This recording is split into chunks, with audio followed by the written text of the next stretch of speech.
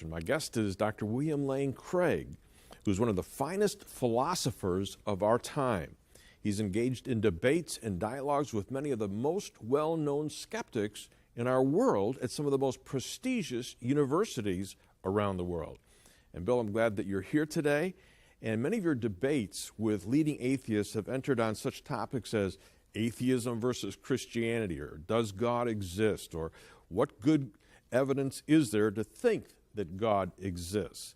And today I'd like you to share with our audience 5 good reasons why you believe God exists. Very good. I'm convinced, John, that the hypothesis that God exists explains a wide range of the data of human experience. For example, God is the best explanation of the origin of the universe. Second, God is the best explanation of the fine-tuning of the universe for intelligent life. Thirdly, God is the best explanation of the existence of objective moral values and duties in the world. Number 4, God is the best explanation for the historical facts concerning Jesus of Nazareth. And finally, number 5, God can be personally known and experienced. Together, I think these provide a powerful, cumulative case for believing that God exists. All right, start with number 1, the origin of the universe. One of the most remarkable facts about modern physics is that, in contrast to scientists of bygone days, modern science believes that the universe is not eternal in the past, but had a beginning a finite time ago. The controlling paradigm of modern astrophysics, which is the study of the universe as a whole, is that the universe began in an event called the Big Bang about 14 billion years ago. And I think that most lay people don't understand that, according to this theory, not simply all matter and energy, but physical space and time themselves came into being at the moment of the Big Bang. So that the Big Bang represents literally the origin of the universe out of nothing. Now, the difficulty is, of course, that out of nothing, nothing comes. To say that the universe just popped into being uncaused out of nothing would be worse than magic. When a magician pulls a rabbit out of the hat, at least you've got the magician, not to mention the hat. But on atheism, you have to say that the universe just popped into being uncaused out of absolutely nothing, which is surely absurd. So that it seems to me far more rational to say that there is a transcendent cause of the universe which brought it into existence. You've got a great illustration of what you're talking about using a balloon. It's very important to understand that on the Big Bang model, the theory is not that the material universe is expanding into a pre-existing empty space. Rather, according to this model, space and time themselves come into being at the Big Bang.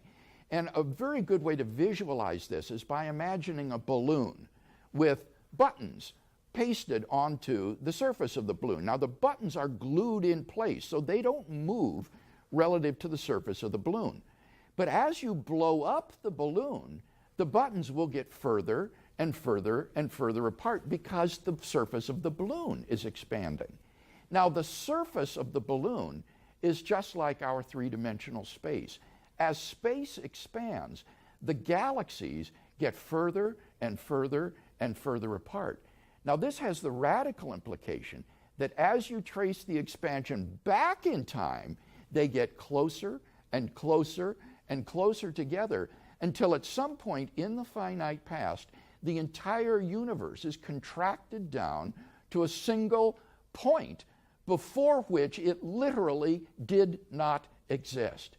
So that the controlling paradigm of contemporary cosmology is that the universe began to exist out of nothing about 14 billion years ago. Yeah, and I think that lay people pick up on the web, and they pick up when they're reading some of the scientific journals and even pop literature, is that philosophers of science are saying, stay tuned, because really, instead of nothing, this nothing is really something. And that's not what the theory is really saying. Explain that. There has been a great deal of misinformation in popular press and television shows about quantum mechanics with regard to the origin of the universe. It's said that in quantum mechanics you can get particles that fluctuate into existence out of the quantum vacuum, and that therefore it is true that something can come into being from nothing, and so you can get the universe coming into existence without a cause from nothing. What these persons fail to explain is that the quantum vacuum in physics is not nothing. It is not what the layman thinks of as a vacuum. The quantum vacuum is a sea of energy, a sea of violent activity governed by physical laws. It is most emphatically not nothing.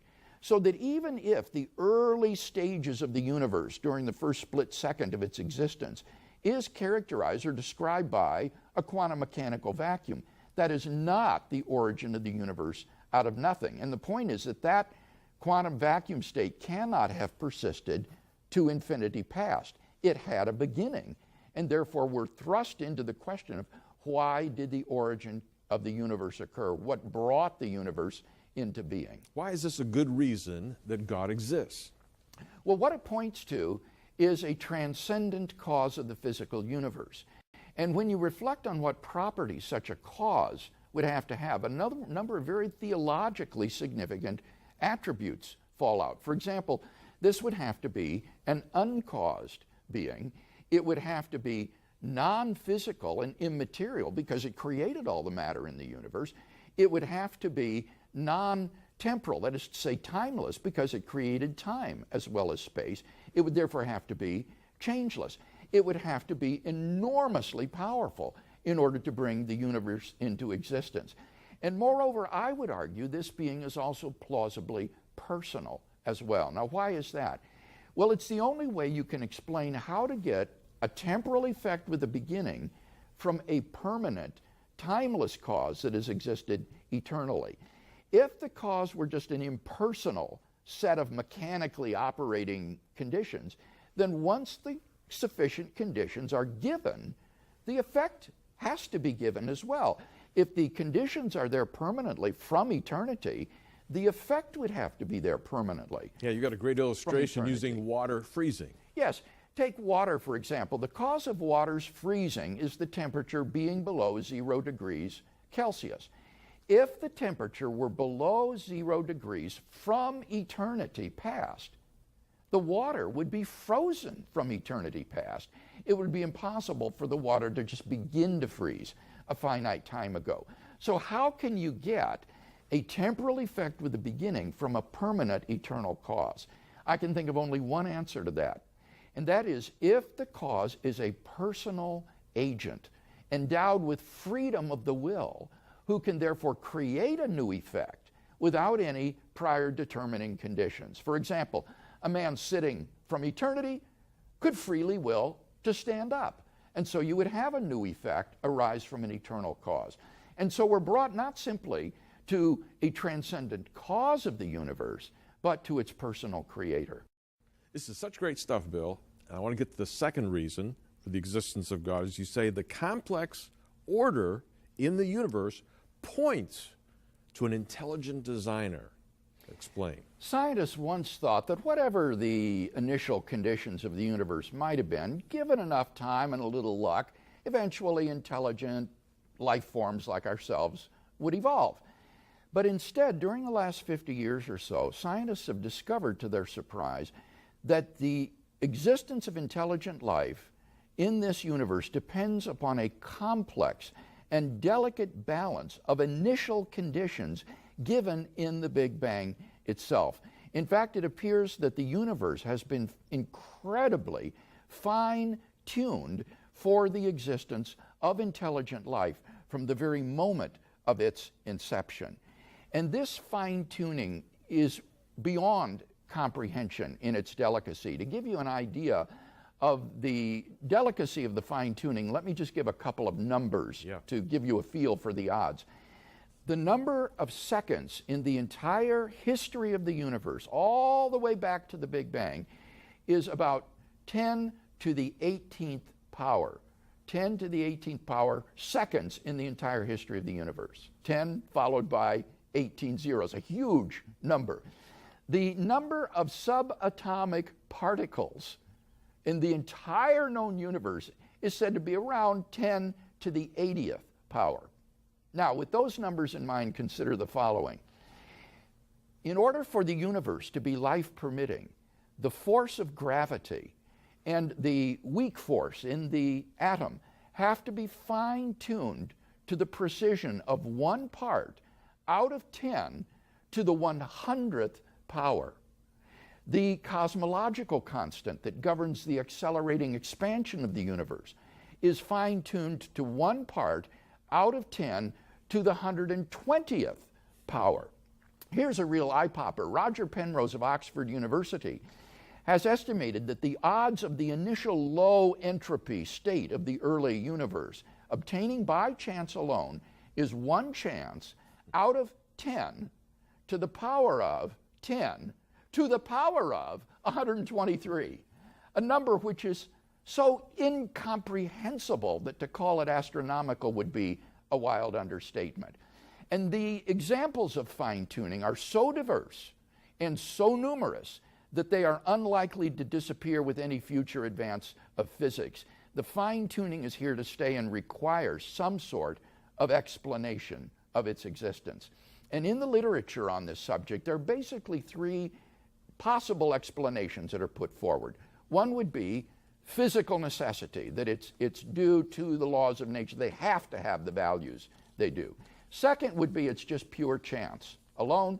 The third one would be it's the product of intelligent design. Someone has designed the universe to be life-permitting.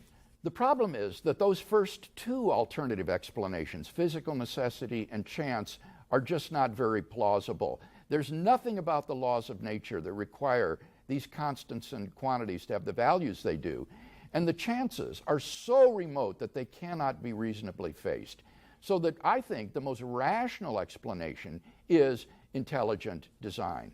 And a number of scientists have said this as well. For example, Paul Davies, a prominent physicist, has said, "Through my scientific work, I have come to believe more and more strongly that the physical universe is put together with an ingenuity so astonishing that I cannot accept it merely as a brute fact."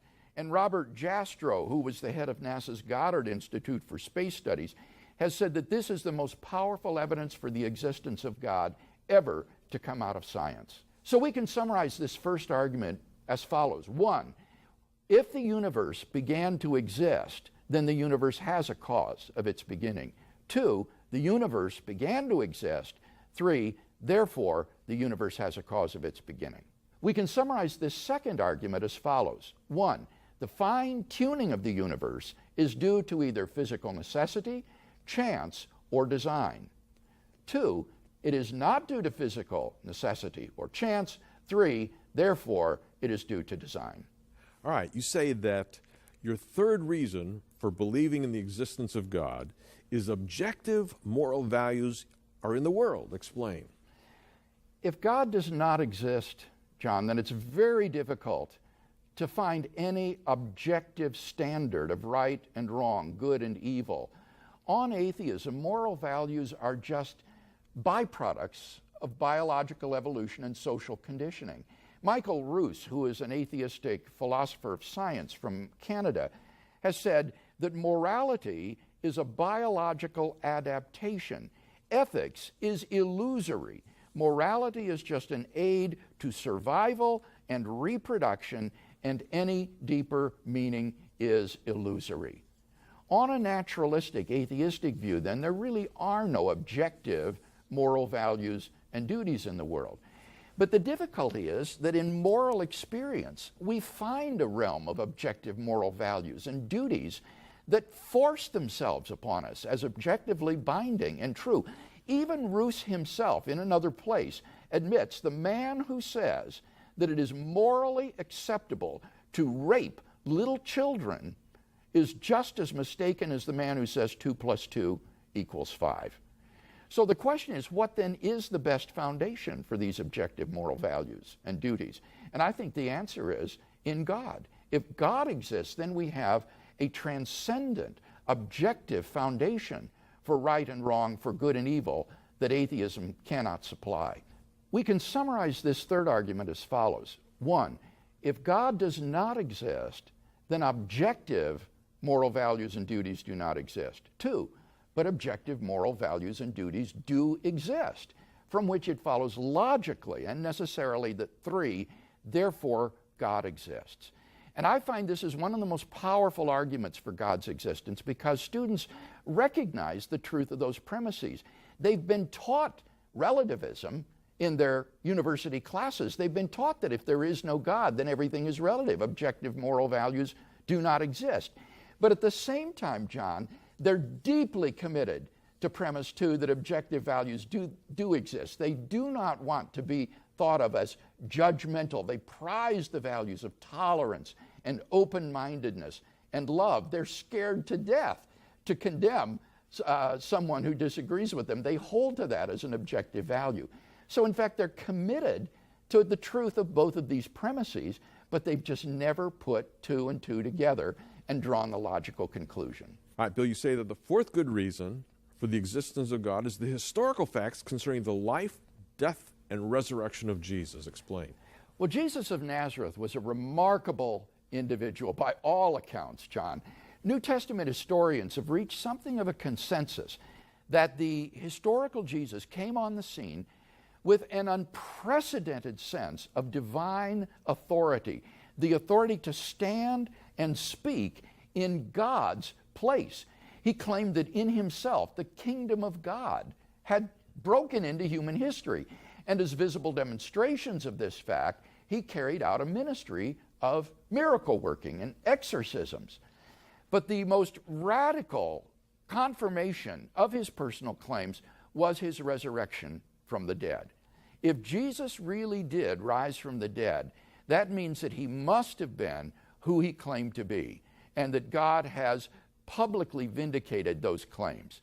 Now, I realize that most people think the resurrection of Jesus is something you just believe in by faith. But in my doctoral studies at the University of Munich on this subject, I was surprised to find that there are actually 4 established facts which are agreed to by the wide majority of New Testament scholars today, which I think are best explained by the fact of Jesus' resurrection. What are they? Number 1 is that following his crucifixion, Jesus of Nazareth was laid in a tomb by a member of the Jewish high court named Joseph of Arimathea.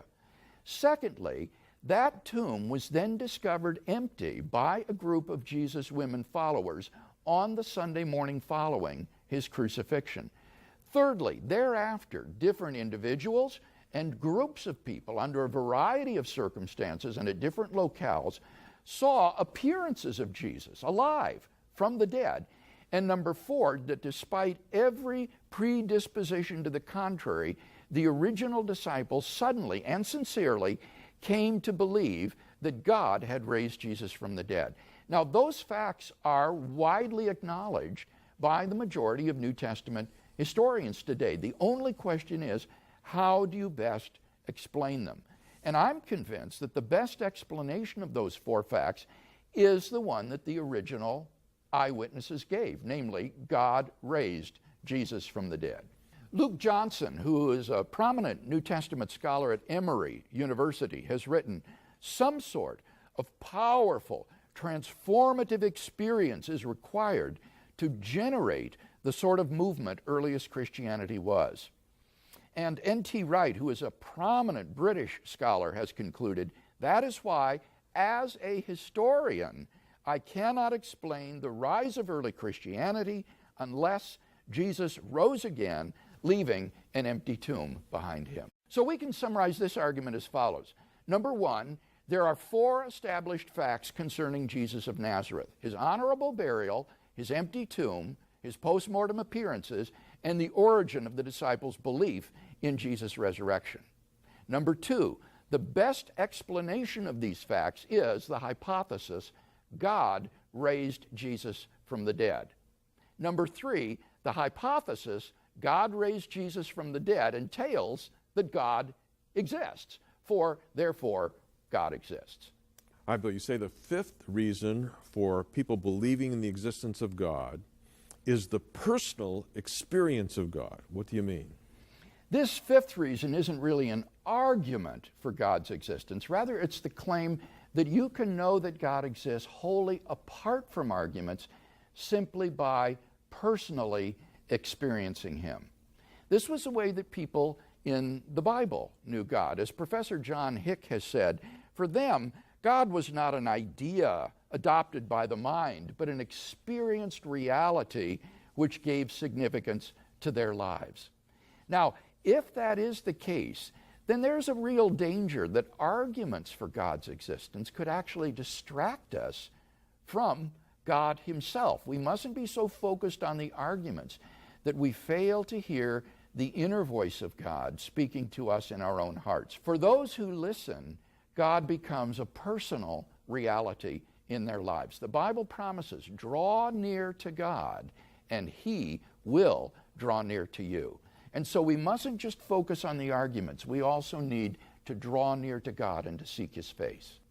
For those that have never even considered that before and are considering it now, what would you advise them to do?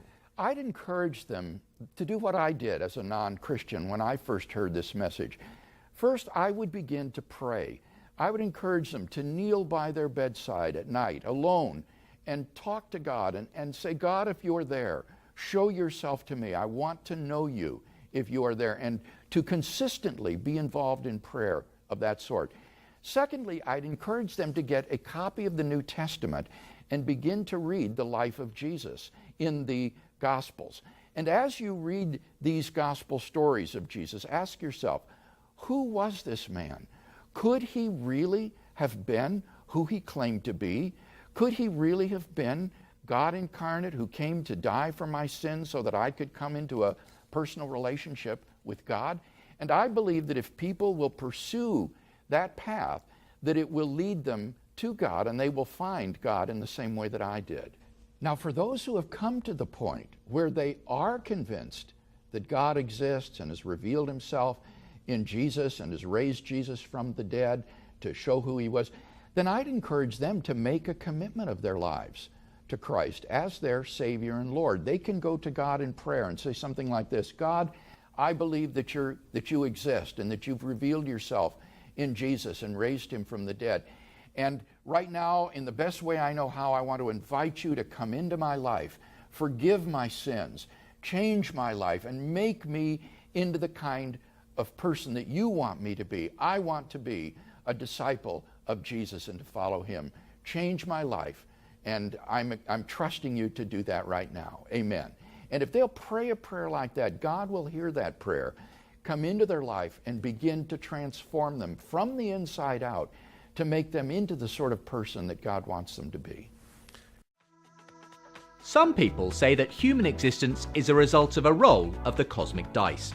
Like the gambler who stakes his life savings on the next throw, we just got lucky in the lottery of life. Some people say there's no purpose in the universe, no grand plan, no God behind it all. Our numbers just came up and here we are. But I don't believe them, and nor should you. If I roll this dice, the chances of getting a 6 is 1 in 6. That's not too bad. But what are the chances of me rolling 6 twice in a row?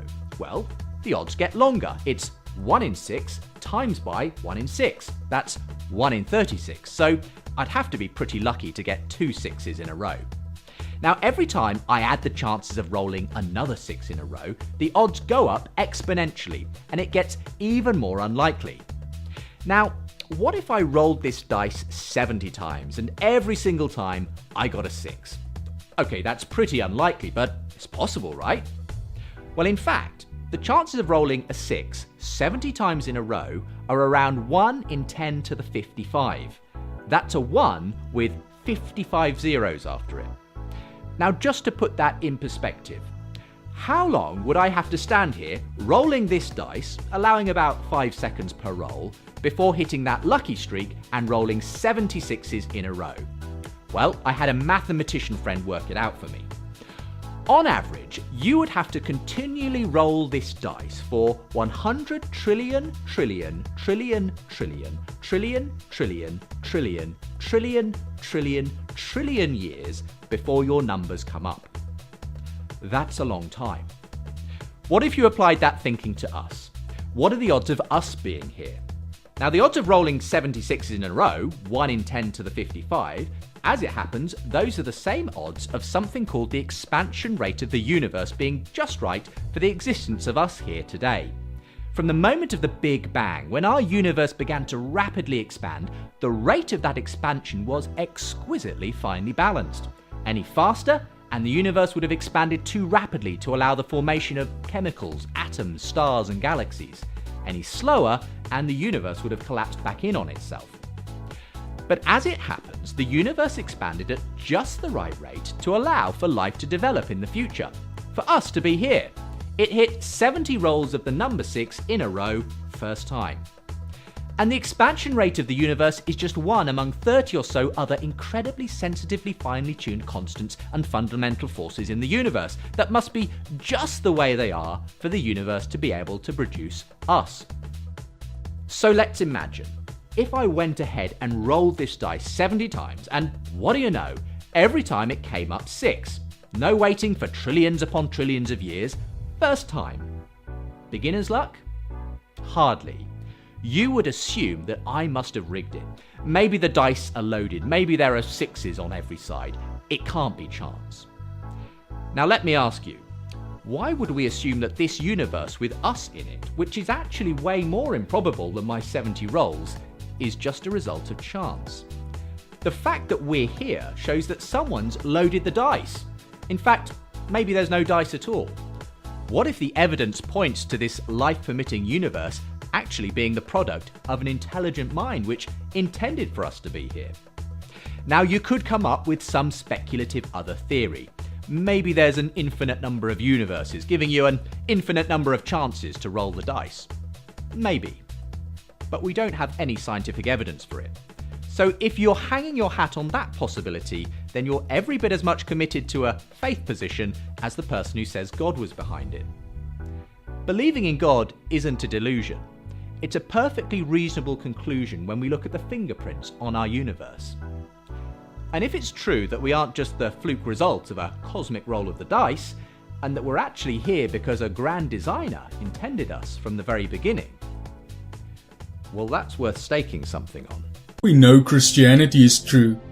While there are many ways to address the question, let's begin by saying that Christianity makes sense of the world around us.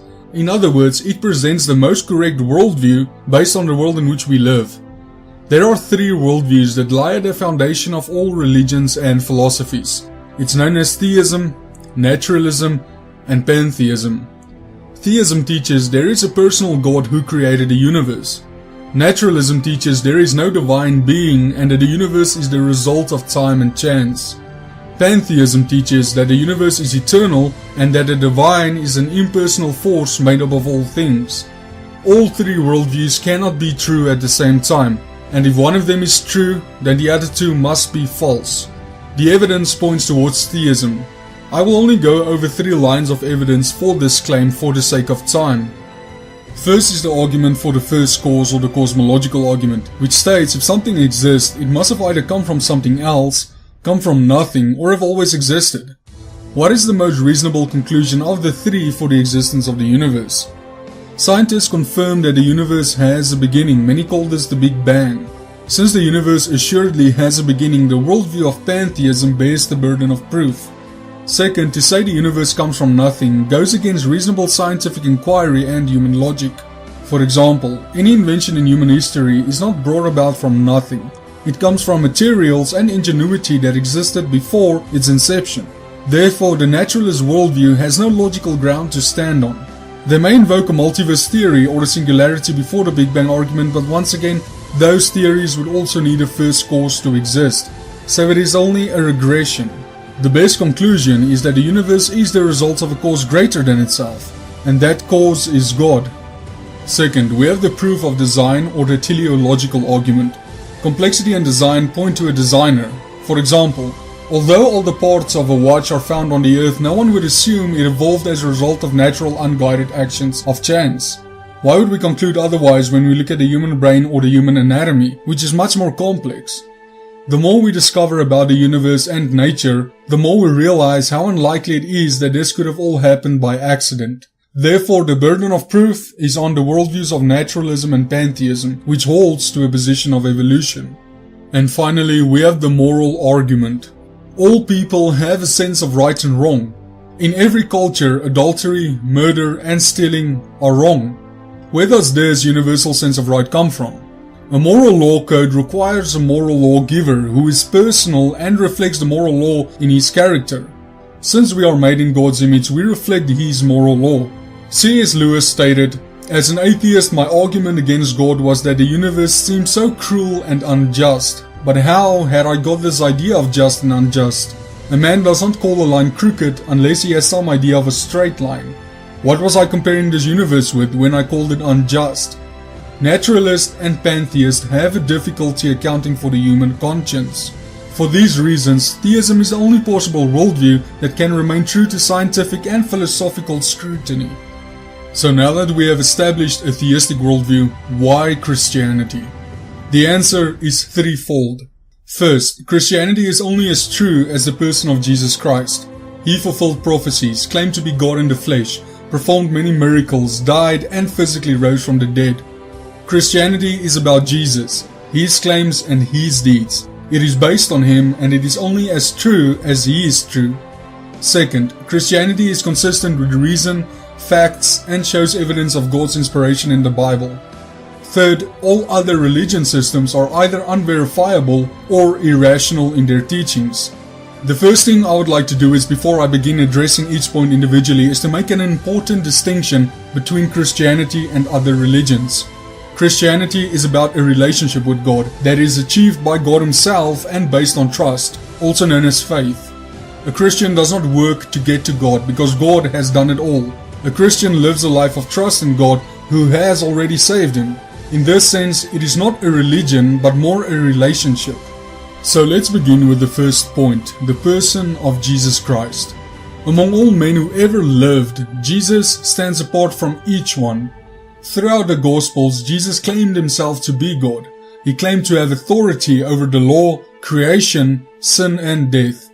In John 10 verse 30 it states, "I and my Father are one." Then the Jews took up stones again to stone him.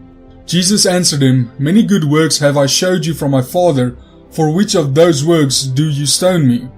The Jews answered him, saying, "For a good work we stone thee not, but for blasphemy, and because that thou, being man, makest thyself God." The Jewish enemies of Christ clearly understood his claims, and it is for this reason they killed him. His disciples also understood his claim and presented it in their message. Not only did he make an extraordinary claim, Jesus confirmed it. There are numerous ways in which Christ proved these claims. I will cover only three. The first confirmation of Jesus' claims is his sinless life. Jesus' most intimate companions stated he committed no sin that he needed to repent of. Paul writes of Christ in 2 Corinthians 5 verses 21. "God made him who had no sin to be sin for us, so that in him we might become the righteousness of God." It would have been hypocritical of Jesus if he had indeed sinned and never repented, for he taught all men this principle. Even his enemies could find no sin in him. Pontius Pilate, after examining Jesus, stated to the angry mob, "I find no basis for a charge against him." The Bible declares God is holy, and Jesus showed himself to be holy as well. The second confirmation is the miracles he performed. God's existence makes it reasonable to assume he would use miracles to confirm his message. Miracles are a powerful confirmation because it authenticates the Creator's authority over his creation. Christ's miracles over nature, sickness, spiritual forces, sin and death display this authority over every realm of creation. The third confirmation is the fulfilled prophecies. Before Jesus set foot on earth, there were over 300 prophecies made by the Old Testament writers about the Messiah.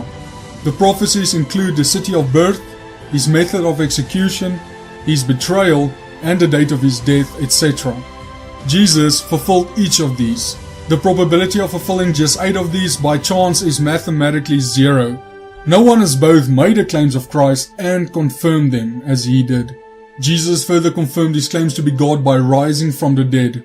Jesus openly proclaimed that as God, he had authority over life and death. He states in John 11 verse 25, I am the resurrection and the life. He that believeth in me, though he were dead, yet shall he live. And whosoever liveth and believeth in me shall never die. The resurrection is proof that his claim is true. Many skeptics have presented alternative theories to the resurrection. However, these arguments have been shown to be severely flawed and could not account for all the facts surrounding the events of the resurrection. Many have done detailed analysis of the evidence and have concluded that the resurrection must be a historical event. The late Simon Greenleaf, the former Royal Professor of Law at Harvard, performed one of the most famous of these studies. In his book, The Testimony of the Evangelist, the Gospels Examined by the Rules of Evidence, he concluded, they had every possible motive to review carefully the grounds of their faith and the evidences of the great facts and truths which they asserted. It was therefore impossible that they could have persisted in affirming the truths they have narrated had not Jesus actually risen from the dead, and had they not known this fact as certainly as they knew any other fact. As an atheist lawyer and journalist, Lee Strobel did a 2-year investigation on the resurrection, interviewing some of the great scholars on both sides. He finally concluded in his book The Case for Christ, in light of the convincing facts I had learned during my investigation, in the face of this overwhelming avalanche of evidence in the case for Christ, the great irony was this. It would require much more faith for me to maintain my atheism than to trust in Jesus of Nazareth. No one has been able to conquer death by raising himself or herself from the dead. Jesus, by his resurrection, proved he is God. For only God, the giver of life, has the authority over life and death. Since Jesus substantiates his claims, we conclude he is divine and what he teaches is true and authoritative. Jesus also taught the Bible to be God's word. Therefore, the Bible is the foundation for all truth to all of mankind, in every culture and for all time. Any teaching that is contrary to those of Jesus and the Bible are false. The second point is reason, facts of history, and inspiration. There is nothing within the scope of Christian teaching that denies reason. The doctrine of the Trinity may be a mystery, but it's not illogical. The incarnation may be paradoxical in that the person of Jesus is both divine and human, but it's not impossible. The resurrection of Christ may be enigmatic, but it does not defy logic. Christianity is reasonable. That is, it does not violate logic. It may contain mysteries and paradoxes, but there is nothing within its body of teaching that contradicts reason. There is nothing within the Christian teaching that denies the facts of history. History and archaeology confirm the Bible. We have many non-biblical accounts of New Testament events and people. Josephus, a Jewish historian between AD 37 and AD 101, mentioned John the Baptist and Herod, as well as Jesus and James. Tacitus, a Roman historian between AD 55 and AD 117, mentions Jesus. Thales mentions the eclipse of the sun when Jesus was crucified. The facts of archaeology and history supports the Bible and do not contradict it. Various cities mentioned in it have been discovered, like Arad, Bethel, Ephesus, Gaza, Hezbon, Jericho, Nineveh, etc. The Hittites have been verified, as have the stables of Solomon, etc. The point is, there is nothing in archaeology that contradicts biblical truth. It agrees with and is consistent with archaeology and history.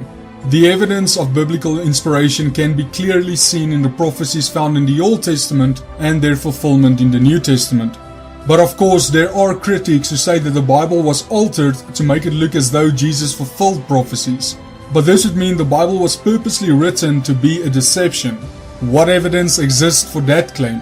How do the critics account for the Bible's declaration of teaching truth while it is based on a lie? Why would the disciples knowingly deceive and suffer ostracization from their culture and be willing to die for what they knew was false?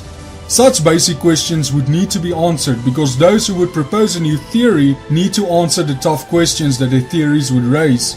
Can they give a more reasonable explanation than the one contained in the Bible, that Jesus was who he said he is and did what the scriptures say he did?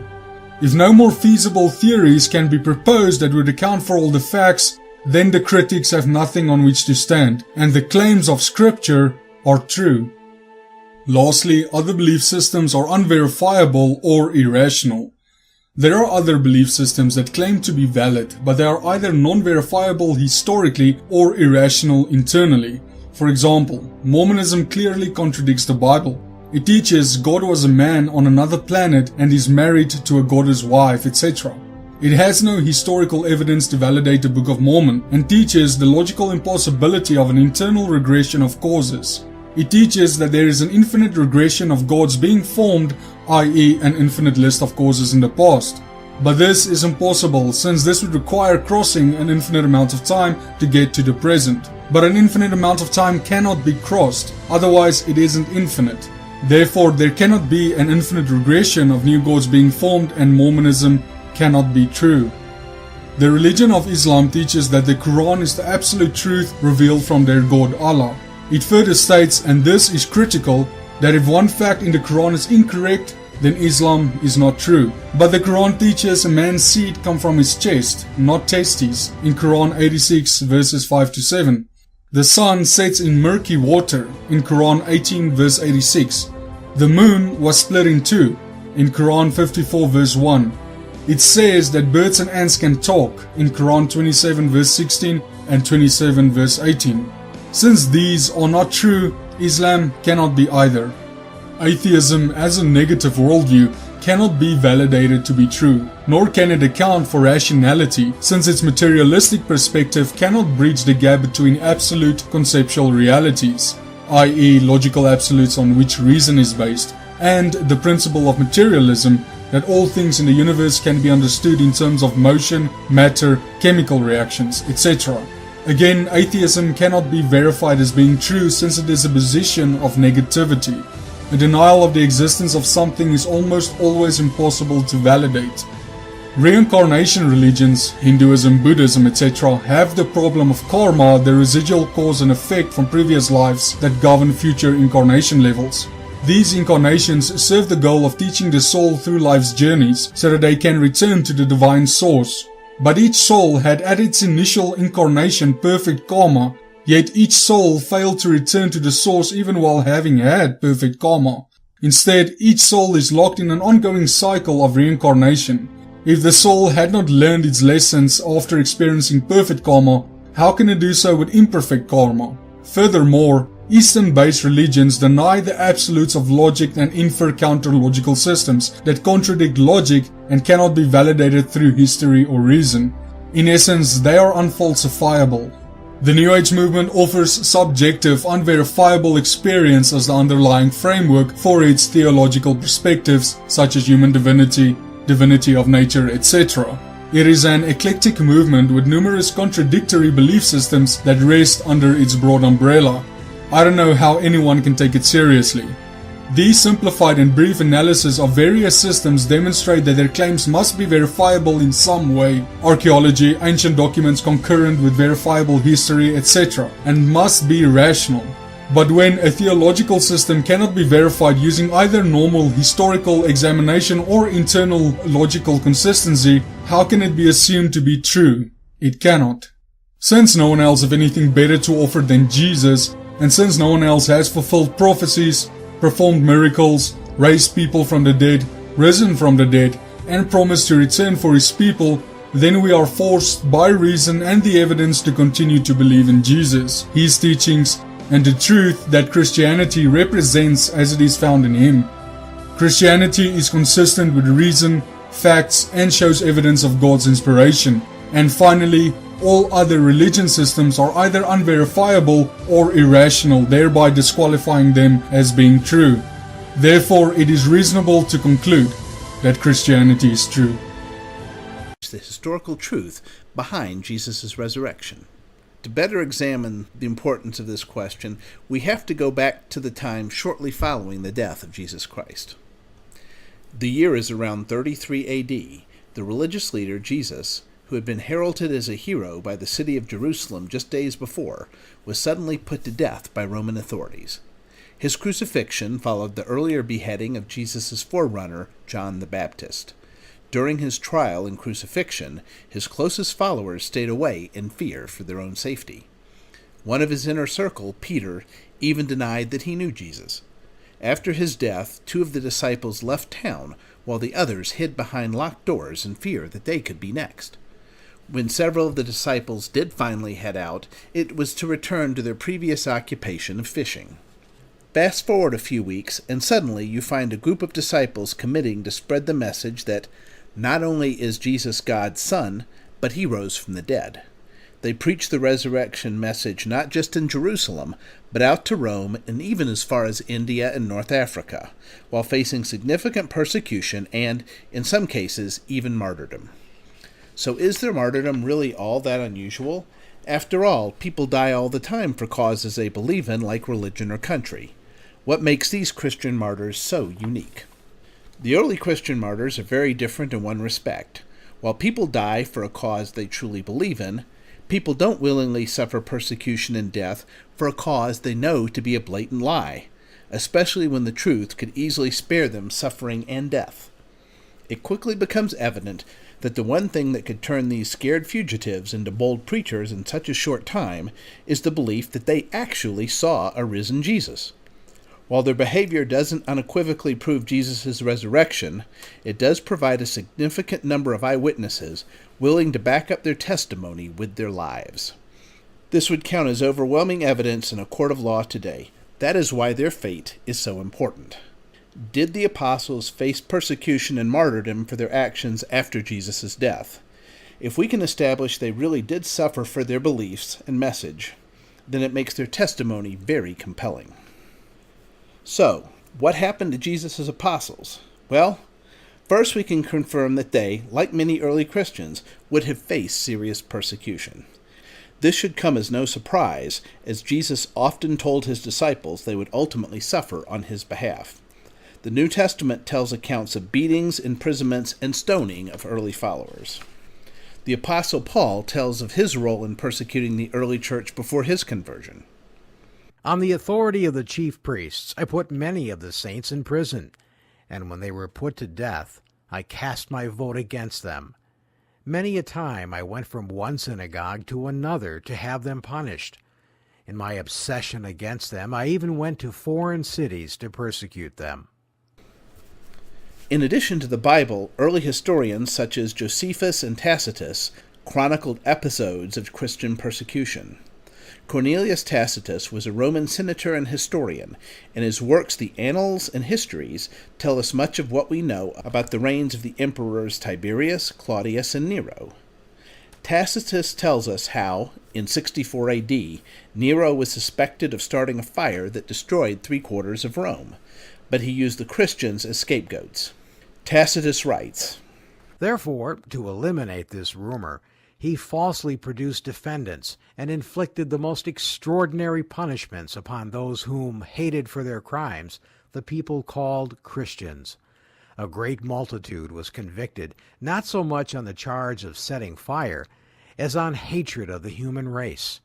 Mockeries were added to their death, so that wrapped in the skins of wild animals, they might be torn to pieces by the dogs, or nailed to crosses they were burned to death, to furnish light at night when day had ended.